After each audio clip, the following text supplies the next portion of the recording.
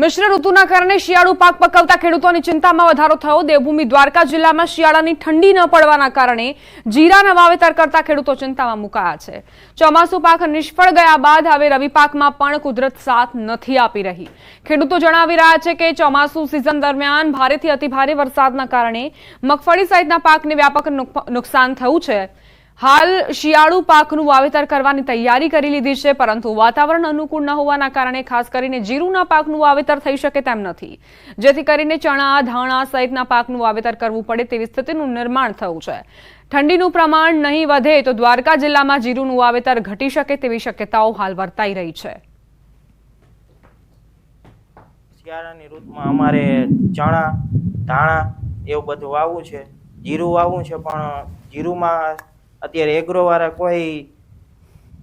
કોઈ પ્રમાણમાં એમ કહે છે કે જીરું વાવવાથી ઉગે ના ઉગે એની જવાબદારી ગેરંટી કોઈ લેતું નથી। અત્યારે જીરાનું એક જ કારણ છે મોટા પાયે કે શિયાળાની ઋતુ છે પણ ઠંડી પડતી નથી, તડકો બહુ વધારે પડતો છે, એટલા માટે જીરું ઉગવાનું કારણ એ જ છે કે શિયાળા ઠંડીના ભાગરૂપે ચણા અને ધાણા વાવવા પડે એમ છે। શિયાળુ પિયતમાં વધારે મોસ્ટ ઓફલી વધારે પડતો અમારે જીરાનું વાવેતર થાય છે, પણ આ વખતે ખરાબ હવામાન એટલે કે જેટલે તાપમાન ઠંડુ હોવું જોઈએ એટલું તાપમાન ઠંડુ છે નહીં, એટલે લાગે છે કે જીરાનું પણ વાવેતર થાય નહીં।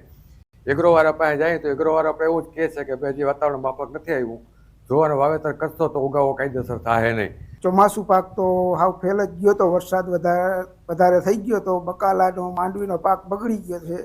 ત્યારે શિયાળુ પાકમાં વાવેતર કરવાની જરૂર છે જીરુની, પણ જીરું તો અત્યારે જે એગ્રોવાળા એમ કહે છે કે ગરમી બહુ પડે છે, વાવેતર કરતા નહીં।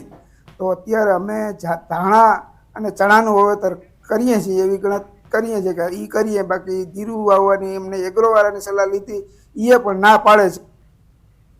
ગીર સોમનાથના તાલાલા ખાતે ફરી શુગર મિલ ધમધમશે। વર્ષોથી બંધ પડેલી શુગર મિલો ઇન્ડિયન પોટાશ કંપની દ્વારા આવતા વર્ષથી શરૂ થશે, જેને લઈ શુગર મિલના સભાસદોની સાધારણ સભા મળી હતી, જેમાં આઈપીએલ ઇન્ડિયન પોટાશ કંપનીને 30 વર્ષની લીઝ પર આ શુગર મિલ સોંપવાનો નિર્ણય કરાયો છે।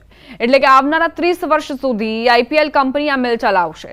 એટલું જ નહીં, શુગર મિલની ઉપરના મોટા ભાગનું જે કરજ છે તે પણ ભરપાઈ કરી દેશે, તો કર્મચારીઓના બાકી રહેલ પગાર પણ ચૂકવવામાં આવશે। અહીંયાની ખાનસરી શરૂ થાય એવા પ્રયત્ન દરેક વ્યક્તિઓએ પોતાના રીતે કર્યા હતા। આજે એ ખાનસરી શુગર ફેક્ટરીની અહીંયા સાધારણ સભા મળી હતી। કેન્દ્ર સરકારની એક આઈપીઓ ઇન્ડિયન પોટાશ કંપની દ્વારા આ શુગર ફેક્ટરીને 30 વર્ષ લીઝ પર લઈ અહીંયાનું જે સભાસદ મંડળ એ ચાલુ રાખી અને 30 વર્ષ આ લીઝ પર લઈ અને આવતા વર્ષે ફરી ચાલુ થાય એવા એગ્રીમેન્ટના પણ અહીંયા ઠરાવ કરવામાં આવ્યા। ડિસેમ્બરમાં આ પ્લાન્ટ છે કંપની ચાલુ કરવાની છે અને 30 વર્ષના ભાડા માટે આપણે એમને આપીએ છીએ। મંડળી કાર્યરત રહેશે, મંડળીના પેટા નિયમો છે એ પણ કાર્યરત રહેશે। ખાલી પ્લાન્ટ ચલાવવા માટેની તમામ જવાબદારીઓ છે એ કંપનીની છે અને કંપની એની અંદર પોતાનું કામ કરશે અને બાકીનું જે લેણું છે એ પણ કંપની ભરપાઈ કરવાની છે। એમાં મંડળીને કોઈ પણ લેણું ભરપાઈ કરવાની કે એક પૈસો દેવાની કોઈની જરૂર નથી। મહત્વનું છે કે ભૂતકાળમાં કોડીનાર, ઉના અને તાલાલામાં શુગર મિલ ધમધમતી હતી। આ શુગર મિલ ધીમે ધીમે કરજના બોજ નીચે દબાઈ ગઈ અને વર્ષોથી બંધ હાલતમાં છે, જેના કારણે શેરડીની ખેતી કરતા ખેડૂતોની હાલત પણ કફોડી બની। બંધ થઈ ચૂકેલી મિલો ફરી શરૂ થાય તેવી આશા સેવામાં આવી રહી હતી। શુગર મિલને લઈને હવે નવી આશાનું કિરણ જે ઉગી આવ્યું છે, કારણ કે સરકાર દ્વારા આઈપીએલ કંપની મારફત આ શુગર મિલને ફરી શરૂ કરવાની કવાયત શરૂ કરાઈ છે। આ શુગર મિલ આવતા વર્ષે શરૂ થાય તે માટે યુદ્ધના ધોરણે આગામી દિવસોમાં કામગીરી શરૂ કરાશે, જેને લઈ આ વિસ્તારના ખેડૂતોમાં ખુશી છવાઈ।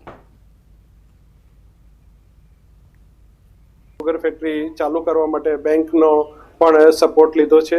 બેંકે પણ સહકાર આપ્યો છે કે જેટલી વ્યાજની ગણતરી છે એની અંદર એ લોકો સહકાર આપીને આ શુગર ફેક્ટરી ચાલુ થાય એવા પૂરેપૂરા સાથ અને સહકાર સાથે બેંક અમારી સાથે રહેશે। અમદાવાદના ગરોડિયા ગામમાં વૃદ્ધની હત્યાની ઘટનામાં આરોપી ઝડપાયો. વૃદ્ધ દીપક પટેલની હત્યાનું રહસ્ય ઘેરાવું હતું. હવે દીપક પટેલની હત્યા મામલે પોલીસે ઇન્દ્રજીત વાઘેલા નામના યુવકની અટકાયત કરી. જમીનની લેવડ દેવડ બાબતે રૂપિયાની લેતી દેતીમાં દીપક પટેલની હત્યા થયાનો પોલીસ તપાસમાં ખુલાસો થયો. અમદાવાદ ગ્રામ્ય એલસીબીની ટીમે ગરોડિયા ગામમાંથી આરોપીને ઝડપીને વધુ કાર્યવાહી હાથ ધરી છે.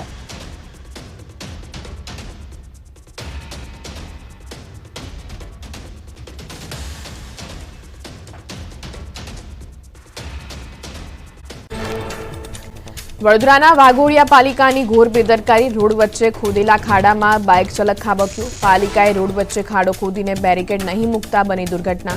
પાલિકાના પાપે બાઇક ચાલક ગંભીર રીતે ઘાયલ.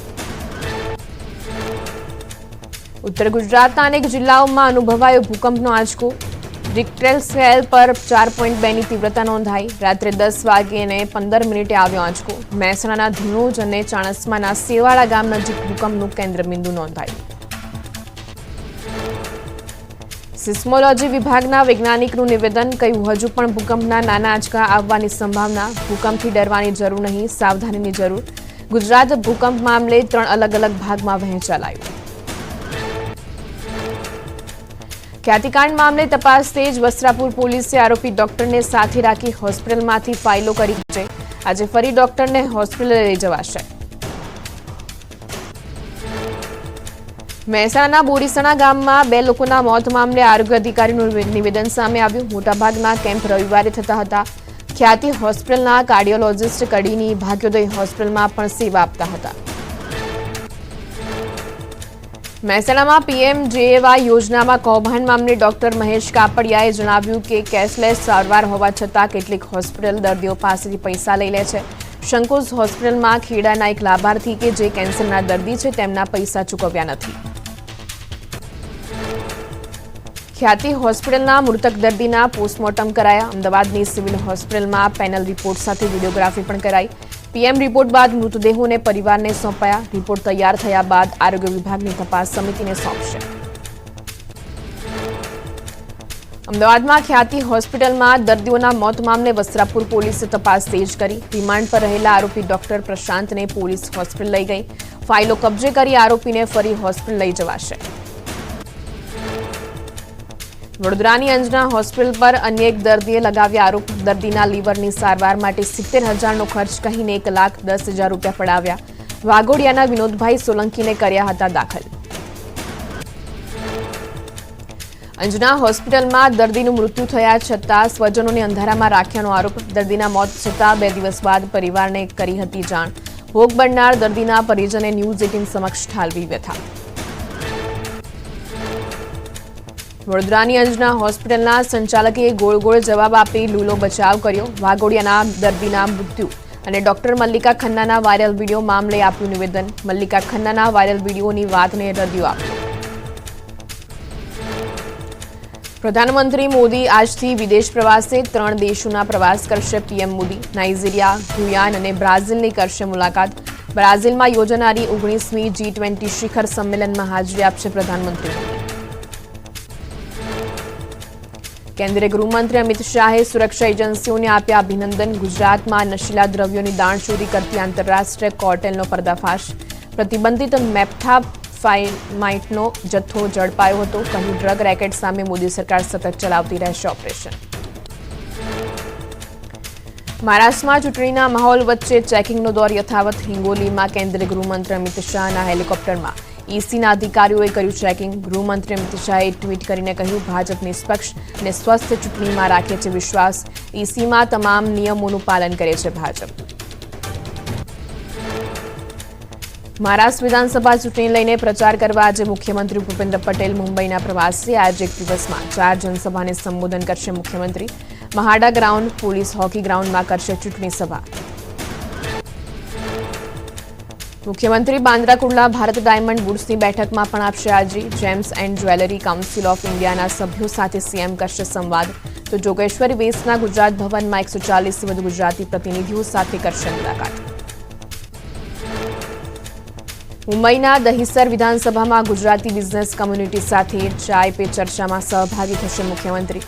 ચૂંટણીઓનો ઝંઝાવાતી પ્રચાર કરી ગાંધીનગર પરત ફરશે. મહારાષ્ટ્રમાં ચૂંટણીનો મહાજંગ, તમામ પક્ષો લગાવી રહ્યા છે એડી ચૂંટણીનું જોર. દહીસરમાં મુખ્યમંત્રી એકનાથ શિંદે કર્યું જનસભાને સંબોધન. એકનાથ શિંદે કર્યા વિપક્ષ પર પ્રહાર. રાજકોટના હીરાસર એરપોર્ટનું ટર્મિનલ તૈયાર, પ્રધાનમંત્રી મોદીના હસ્તે થઈ શકે છે ઉદ્ઘાટન. સાંસદ પરસોત્તમ રૂપાલાની અધ્યક્ષતામાં મળેલી બેઠકમાં ટર્મિનલના ઉદ્ઘાટન અંગે કરાઈ ચર્ચા. એરપોર્ટ એડવાઇઝરી કમિટીની મળી હતી બેઠક. મહારાષ્ટ્ર વિધાનસભા ચૂંટણીમાં વધુ મતદાન થાય તે માટે સુરતના કાપડ વેપારીની અનોખી યોજના. સવારે 8 વાગ્યા સુધીમાં મતદાન કરનારી 500 જેટલી મહિલાઓને કુરિયર દ્વારા સાડી મોકલાશે. સૌથી વધુ મહારાષ્ટ્રના વેપારીઓ ખરીદતા હોય છે સુરતની સાડી.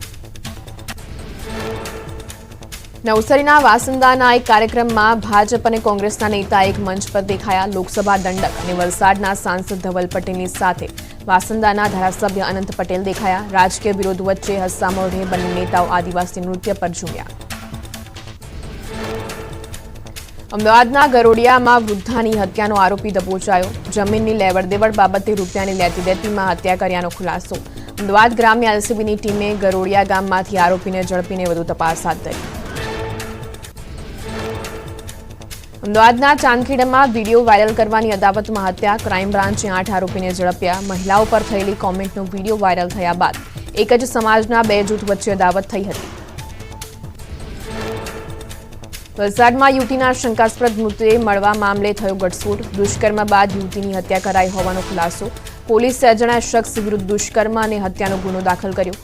નરાધમને ઝડપી પાડવા પોલીસે ચક્રો ગતિમાન કર્યા.